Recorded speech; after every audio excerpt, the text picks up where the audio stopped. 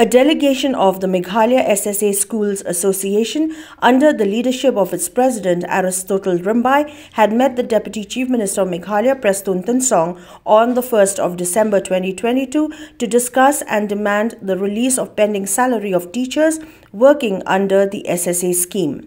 Speaking to media persons after the meeting, Aristotle Rymbai informed that the teachers were assured by the state government that their pending salary for the months of October and November 2022 will be released before Christmas this year. So discuss regarding to release our 2 months pending salary, that is for the month of October and November before Christmas.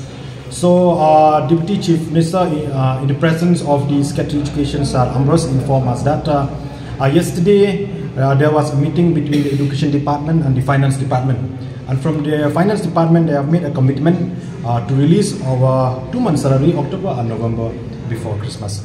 Roughly for 1 month, roughly it will be around 47, 48 crores like that.